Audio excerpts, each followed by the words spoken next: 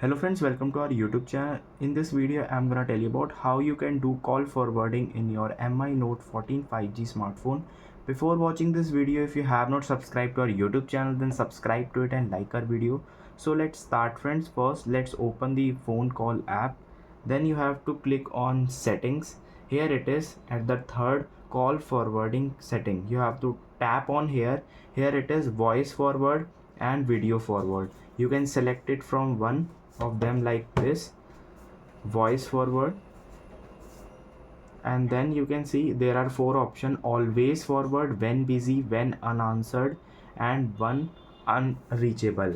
Then you have to just tap on here and enter another number, and it will direct forward to this.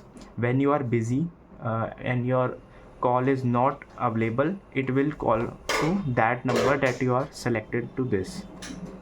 And you can see it is reading the settings now, and you have to select one of these like this,